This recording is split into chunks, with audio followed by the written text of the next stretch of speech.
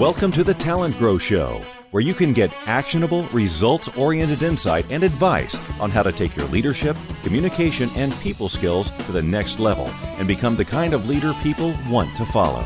And now, your host and leadership development strategist, Halelly Azulay.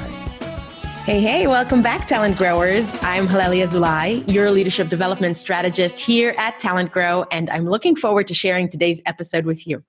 Our guest today is Bob Rosen, a trusted global CEO advisor, organizational psychologist, and best-selling author. Bob describes the 6 disruptors that can get in our way as leaders and the 6 roots of healthy leadership that are required to be successful in today's disruptive and constantly changing world. According to Bob's research and his work with thousands of CEOs and leaders, the leaders who are most effective in these 6 roots are the highest performing ones and those who people prefer to work for and with. Bob tells us what leaders of the future are called on to do. And he also shares which of those 6 roots is actually the most important one. It's a surprising one. He breaks it down too into 3 components so that we really understand it. And he explains what hope, love, and faith have to do with it. He also shares 2 stories of transformation that help us see how this kind of work brings results. And finally, Bob describes the exciting new book he's writing. And instead of sharing 1 actionable tip, he shares 3. They are interconnected, and we do try to really concretize them for you to make them super practical. So take a listen and let me know what you think. Here we go. Welcome back to the Talent Grow Show. I'm Halelly Azulay, and I'm your leadership development strategist. And this week we have Bob Rosen. He is a trusted global CEO advisor, organizational psychologist, and best-selling author. And he has long been on a mission to transform the world of business, one leader at a time. He is the CEO of Healthy Companies International that he founded over 20 years ago. And he works with a lot of top executives to help them achieve their leadership potential. And I know that today he will share some amazing insights with you to help you achieve your leadership potential. Bob, welcome to the Talent Grow Show. It's a pleasure. Great. Well, we are happy that you are here, and we are looking forward to hearing from you more about your most recent book, which is Grounded: How Leaders Stay Rooted in an Uncertain World. But before we do that, I always like to take my listeners on a little journey on your background, your professional background. Where did you start? How did you get to where you are today? Well, just like so many leaders in organizations, I've been on my own journey of transformation. I first got my PhD in clinical psychology, and I actually was interning at the National Children's Hospital, and I was playing chutes and ladders with a little 8-year-old boy, and he started beating me, and I found myself competing with him, and I said, "Whoa, I think I may be in the wrong profession." So I went to a headhunter at the time, and he said, "Why don't you have lunch with me?" Just a friend of mine. And he basically said, "Why don't you do what you were trained to do, but stand up?" And that was sort of one of these sort of stones that shook the system. And I started imagining doing my work in business. So I started volunteering with the Business Roundtable early in my 20s. And I had the opportunity to go to Herman Miller, a Midwest company in the furniture business that was really at the front end of people-centric cultures. And I got to meet Max Dupree at Herman Miller, their CEO. And this was an image of a really healthy leader.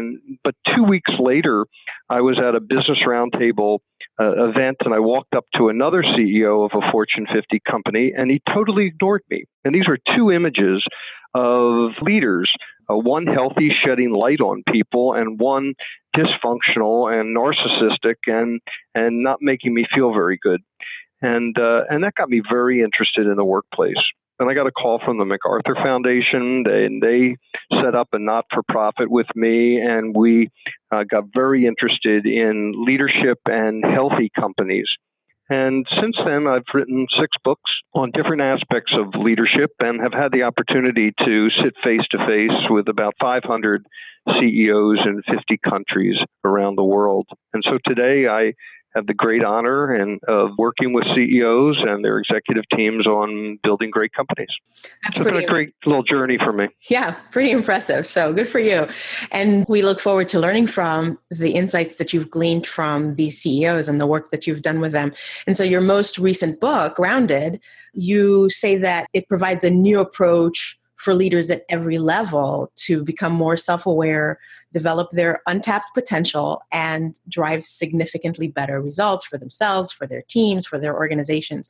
So I hope that people will go and grab a copy of your book, because obviously there's way more in it than we can possibly cover in this short podcast. But if you could just give us an encapsulation of maybe the 20,000-foot view of what's the message of this book?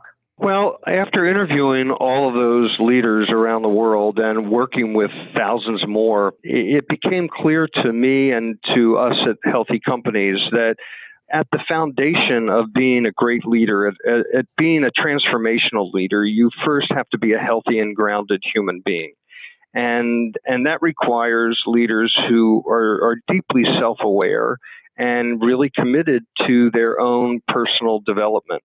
And the reason we came to that conclusion is that every leader, regardless of whether they're an entrepreneur, a leader in the middle of an organization, or a top executive, is grappling with 6 disruptors: speed, the pace of speed, uncertainty in the world, complexity, transparency and living in a bubble, competition, and then being part of a global society and a global marketplace. And that we need to develop our roots, our human roots, what goes on inside of us. And that's really what the book is about. It's about the roots of healthy leadership that are required to be successful in today's disruptive and constantly changing world. And what are those roots? Describe those. Well, the first root is our physical health, and speed requires that we are more agile in the world.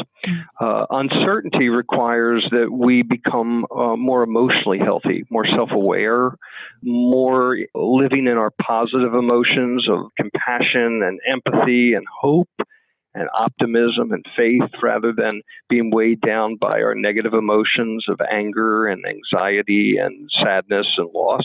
Complexity requires that we become intellectually healthy, being deeply curious, being adaptive in our way that we think, and constantly regenerate our mindsets and mental models for a changing world. We also have to be socially healthy and practice our social roots, particularly in an environment where people are more cynical and less trustful today than they've ever been. And we're in more deeper connections with networks and in relationships where people are requiring more authentic, real leaders. And so being socially healthy becomes really, really important. Competition requires that we are vocationally healthy. And that's a word that's not talked about a lot these days. But, are you constantly committed to personal mastery and learning and growing on the job? Do you have a high bar with a sense of excellence in what you do? And do you have a meaningful calling in your work? Because that brings out the best in people.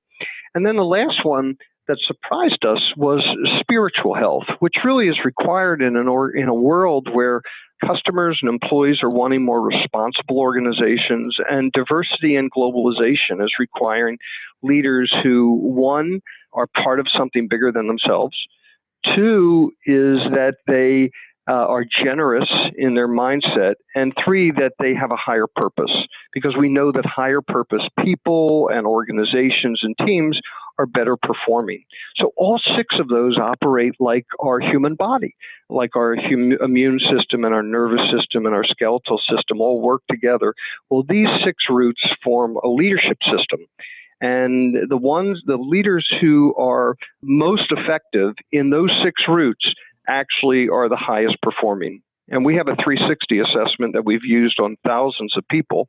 And all 6 of those roots produce, as rated by bosses and peers and subordinates, show that those who are healthiest are the most effective, as rated by those other people. So we know that healthy leaders actually perform better, and people like working for them. It sounds like a lot of different things to mind. So how do you guide leaders to know where to focus?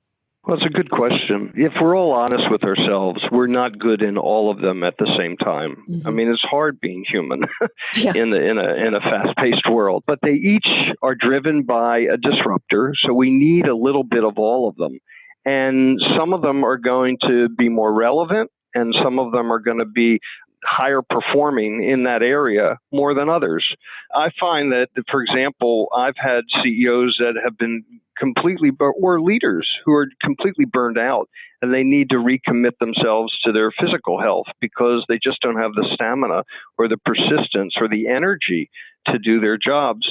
There are others whose world is changing so fast, and they need to really put their foot on their intellectual roots, on their intellectual health. And so they have to take a day or a half day a week and stay home and read and really think about their future rather than, because, the leaders of the future have got to be able to perform and transform themselves at the same time. Well, it's awfully hard to transform yourself and expand your mind if you're constantly operating in the perform mode, particularly in the short term. I've had other leaders who find that their social skills are not fully developed in terms of interacting with their boards, interacting inside their organization with peers. They may have certain social interpersonal skills that need development.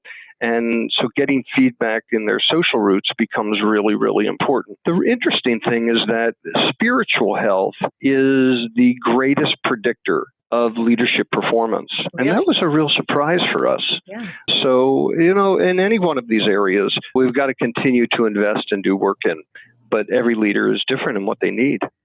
Okay, good. So it sounds like the idea is that all of us need all six, but every one of us has different strengths and different areas for focus, and your assessment or maybe just the person's work on creating more awareness for themselves can help them figure out which is the one that will be most important for them to focus on first and work there. Exactly.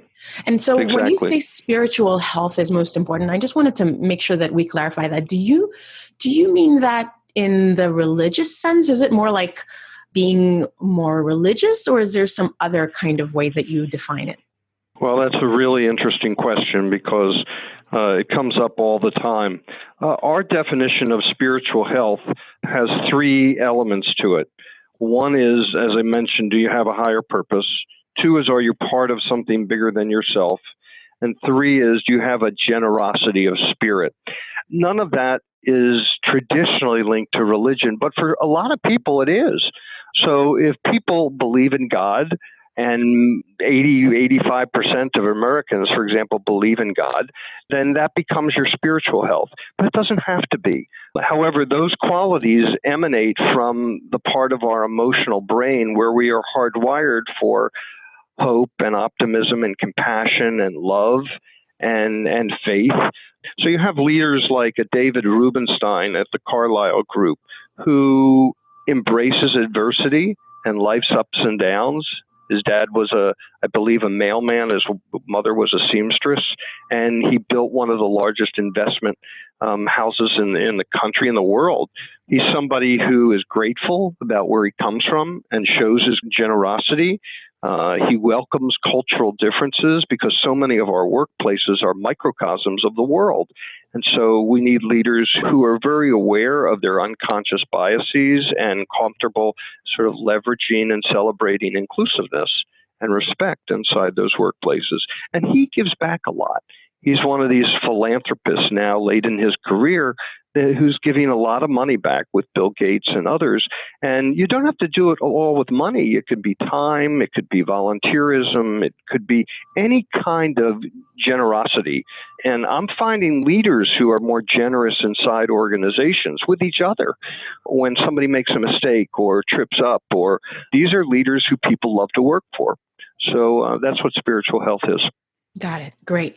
So I'd love to hear a story. I know you work with just hundreds and maybe even thousands of leaders all the time in the course of your work, and you help to teach them about this. And then I imagine that you work alongside with them to help them create some kind of a transformation in themselves so that they can be, as you said, a transformational leader.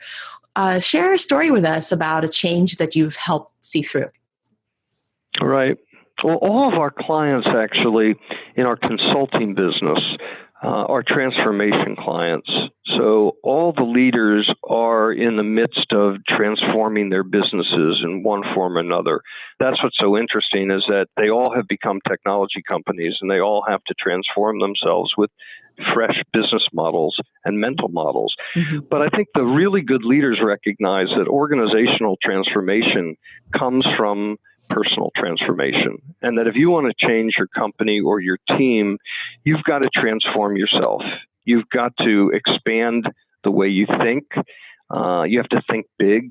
You have to go deep and understand yourself. You have to get real with your accelerators and your hijackers, those things that push you forward and hold you back. And you got to step up to the challenge.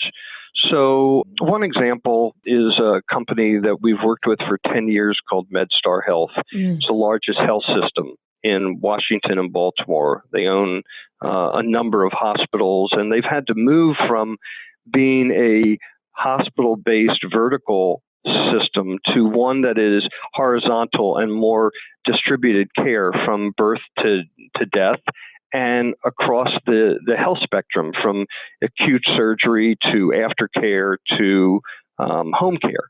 And so they've been engaged in a 10-year transformation, and we've worked with the top leader, the top 10 executives on the leadership team, the top 50 executives, and also the top 3,000. And we start with who those leaders are, their roots of healthy leadership, and then build out from that. And that has been the foundation for the whole transformation at MedStar Health. And we've worked in the professional service industry and the manufacturing industries and in finance and insurance. And we find that these roots are relevant. This concept of a healthy leader is relevant across all kinds of sizes of organizations and industries. Yeah. I'd love to hear just an example of a personal transformation, if you will. So let's say that a specific leader, you don't have to name names, of course, to protect their identity, but a specific leader, what did they recognize was something that they needed to develop? And then what did they do? And then what effect did that have? Leader of a Fortune 200 company who I coach, CEO, was a shy, quiet leader. Mm-hmm. And he got into the CEO position in a company where he needed to go outside his office and to be much more public, much more motivational in his leadership. He was a great leader and a great CEO, and many great leaders are introverted leaders, but he needed to ratchet up his comfort with being on stage. And so we worked with him to develop a personal story that he could bring out about himself and his leadership. And he went on stage and told his story, and it was very well received. And so the work was sort of expanding his understanding of who he was and how that was related to what he needed to do as a CEO. There's another leader that I worked with in one of the largest...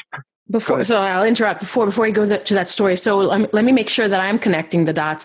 The story you just told about the leader who told his story on stage, which root is that connected to? I have a guess, but I want to make sure I have it right.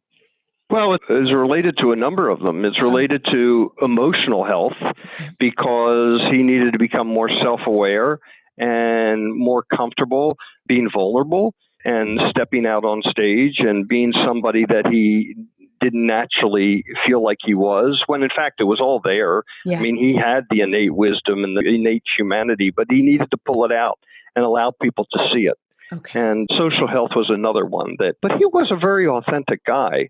I mean, because social health is about being authentic and being fair and being out there publicly. He just needed to push himself into his discomfort zone and be out there. Yeah. And it had a huge effect on his people. They loved it. I bet. Okay, good. I was guessing social, so I was part right. Yeah, you are. Okay, good.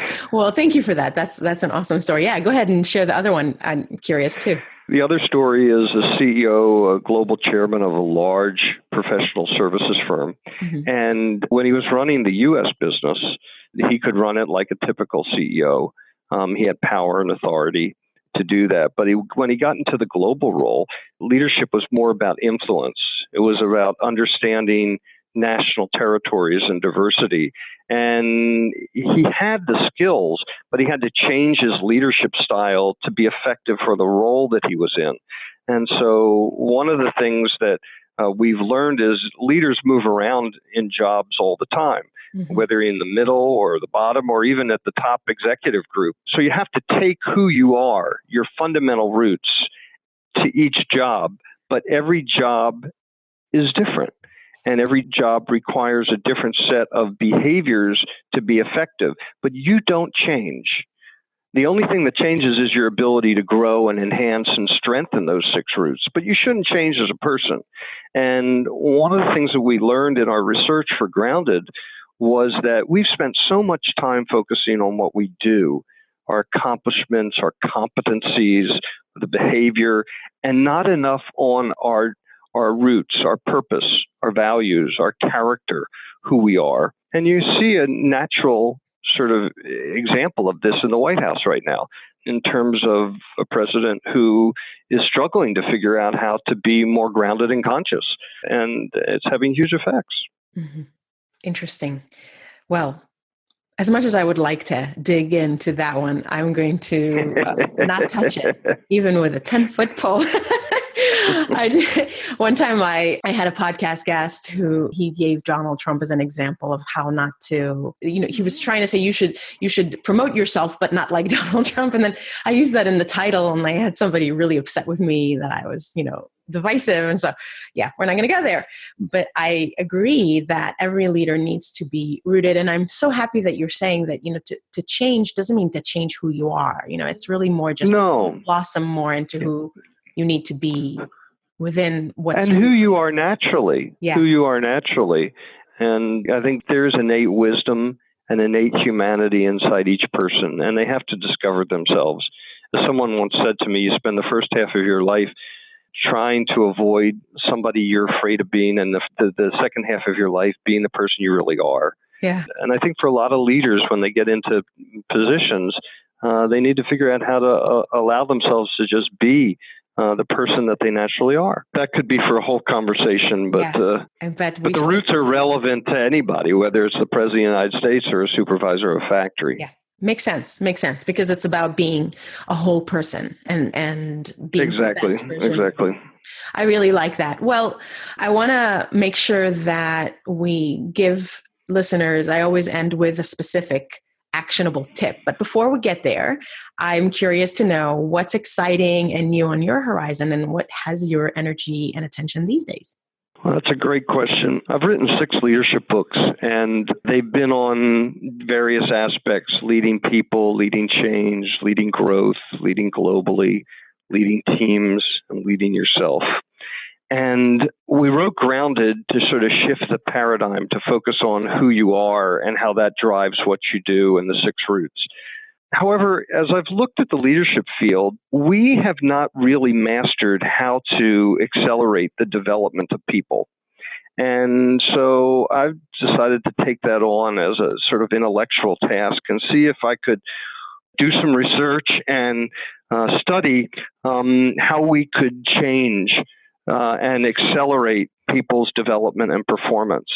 And this becomes more important than ever because everybody is operating now in a disruptive, accelerating, and polarizing environment.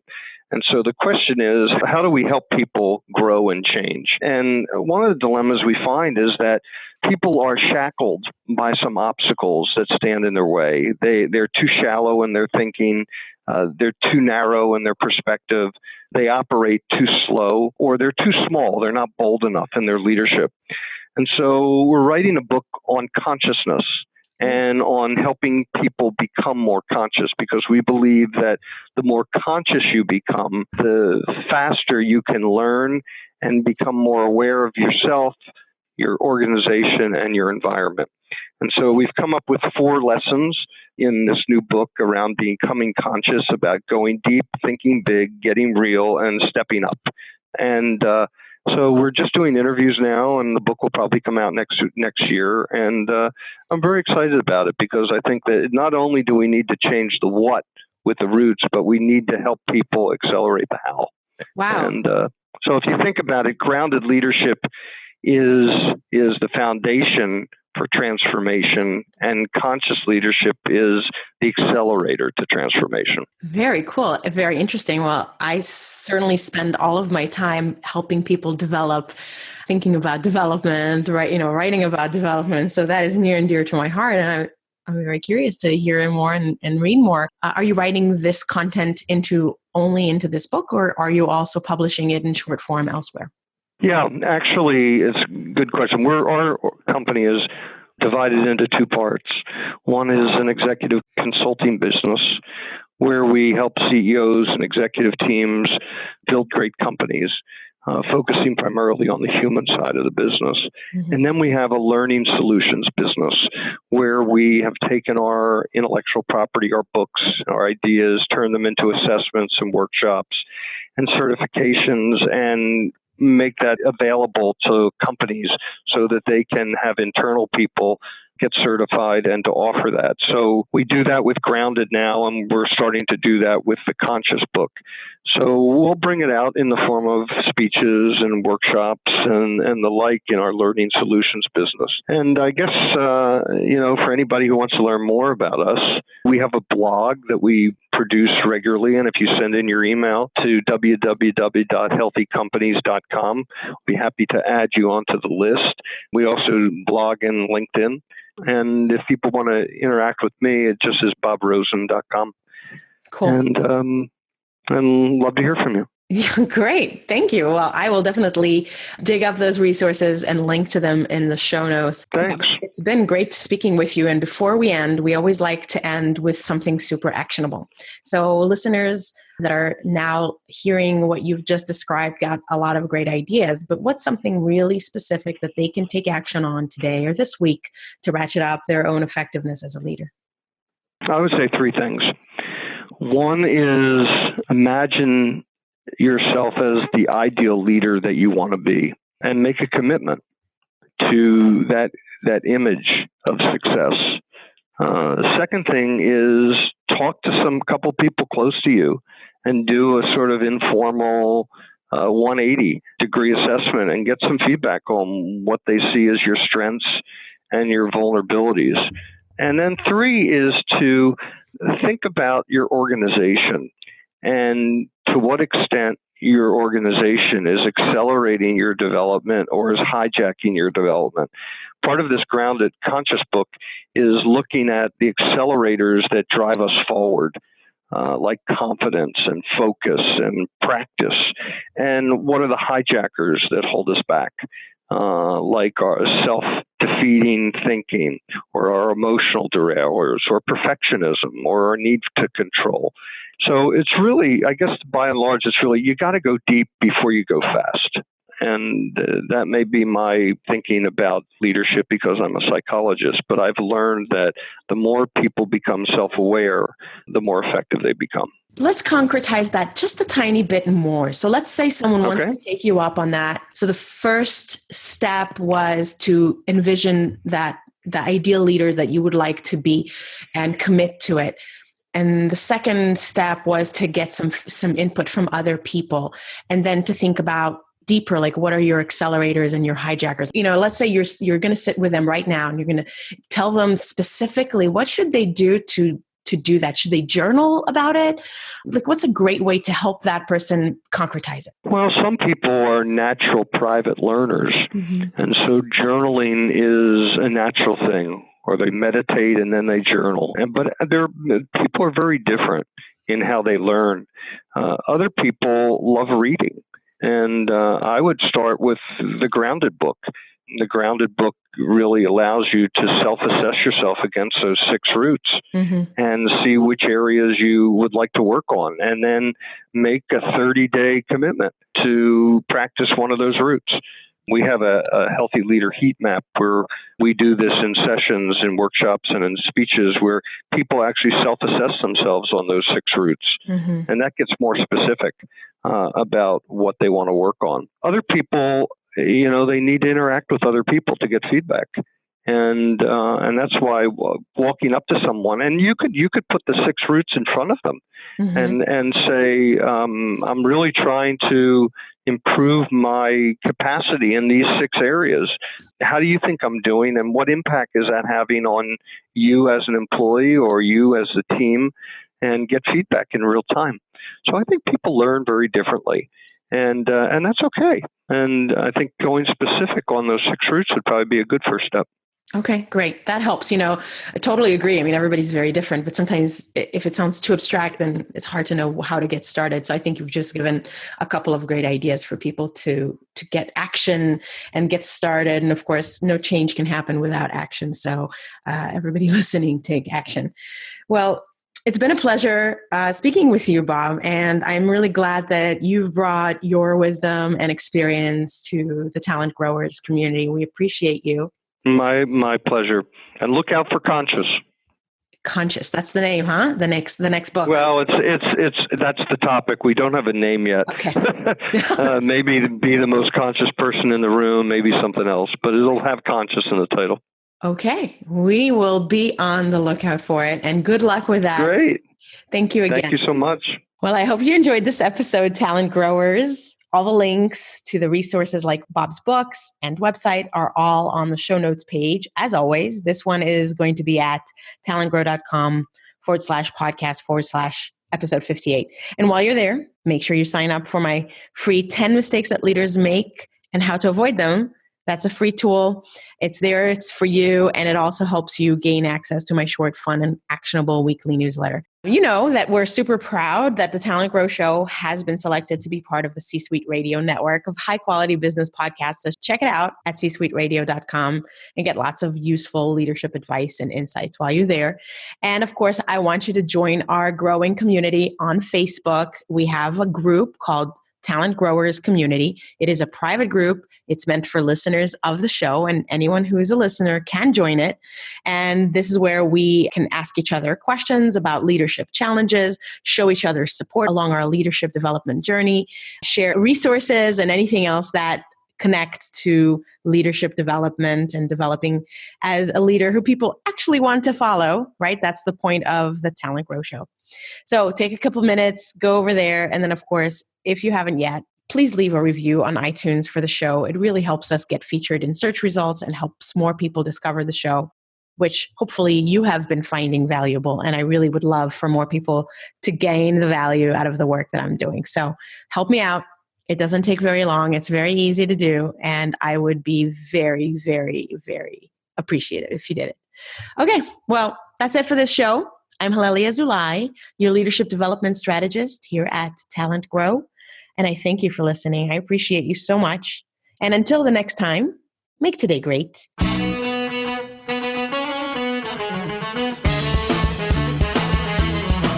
Thanks for listening to the Talent Grow Show, where we help you develop your talent to become the kind of leader that people want to follow. For more information, visit talentgrow.com.